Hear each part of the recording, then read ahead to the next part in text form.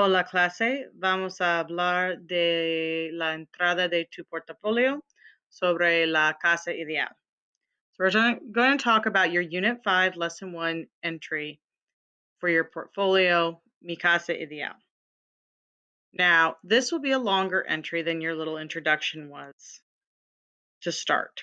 For this one, you're going to need to write a longer paragraph, at least 5, but more likely 7 to 10 sentences, and include a picture.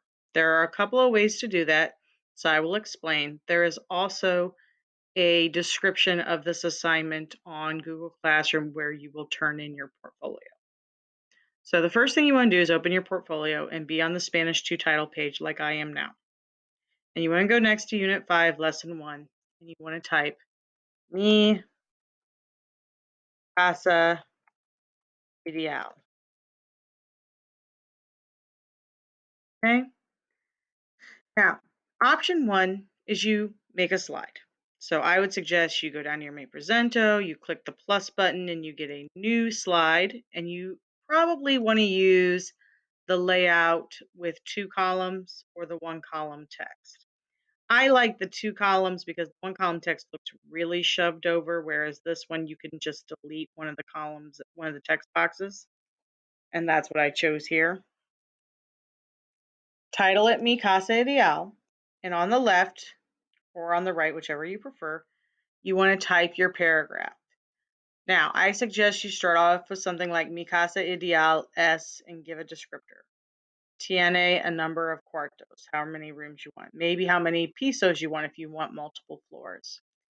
You want to do things like the furniture for each room. So, mi dormitorio tiene, and the names of the kinds of furniture. Mi cocina es grande y, and a color. Okay. You want to make sure you are doing good, solid descriptions. You also want to talk about where things are in relationship to each other. This room is next to this room. Mi dormitorio está al lado del baño. El baño está al lado de la cocina, and so on. If you are having trouble with this, you can, of course, email me or ask me to hop on a Google Meet or such with you, and I will gladly do so. Now, the next piece you're going to want is a picture. And what I want really is a floor plan, okay? So you have a couple of choices. You can use the shapes here and try to create a floor plan. You can also use clip art for the various pieces of furniture, and that is fine. Another option is to create a drawing. So if you go to your Google Drive and you click New, and you click the More option, there is a thing called Google Drawings. If you click this, it will let you create a drawing here. Now, the nice thing about this is it gives you the little squares as kind of a grid line. It does let you do more things with transparency and colors, and you can zoom way in, zoom way out. There's more options with lines and things of that nature. Okay? The second option you can do is you could draw a picture and then either take a picture with your Chromebook or take a picture with your phone and put it into your Google Drive, and then use the insert image option from your drive to put it in here. Okay?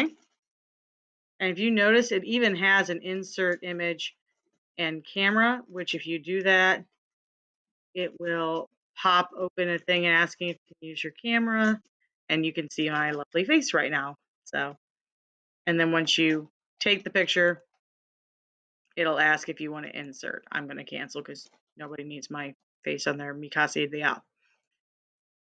One more option you could do, if you don't really want to write in this little space, you can make a document.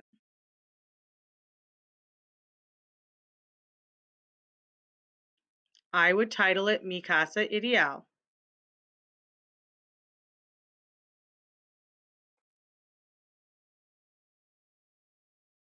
Do your whole paragraph about your house.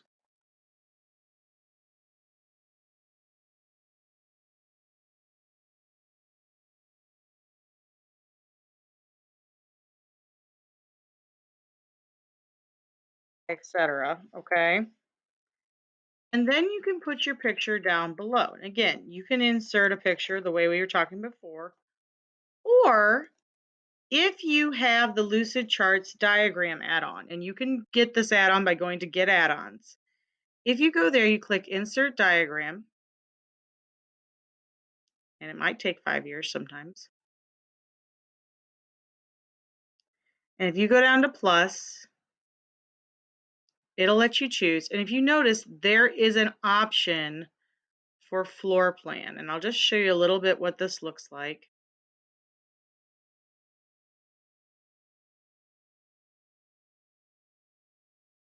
And as you can see, it has a variety of shapes already in place for you to use. So it has the walls, the rooms, the doors.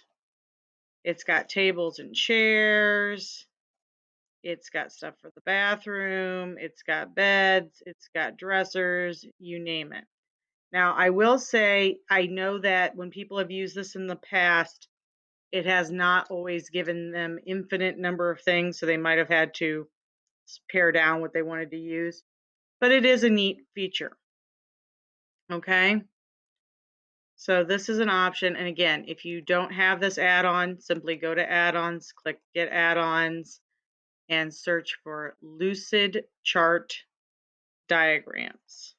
And you'll have to sign in with your Google account, but you will be able to do that. If you have any further questions, of course, email me, message me, whatever. You can also use this. You could create the chart and probably add it on your portfolio. You could do it and then add it as a picture, but it might be more tricky. If you're using the document, when you're all done, click the share button, and down at the bottom it says Get Link. Change your link option to anyone with a link. As a viewer, hit Copy Link and come over, to your portfolio, and just like normal, highlight, link, paste, apply. And again, if you don't like the color, you can change it. And what this will do is rather than jump to the next slide, it will just take us out to your document, complete with your diagram and such, which let's say I made that. I will show you real quick how you insert a diagram because I realized I didn't do that. I think I have a couple, so I'll just use an old one. Once you've made it, it'll be under this My Diagrams. And so this says Colleen. If you see the little plus, if I click plus, again, it might take it a hot minute, but there it is. It just appeared down at the bottom. Okay? If you have questions, please email me, jump on a Google Meet, talk to me. I'll be happy to help you. Otherwise, buena suerte. Adios.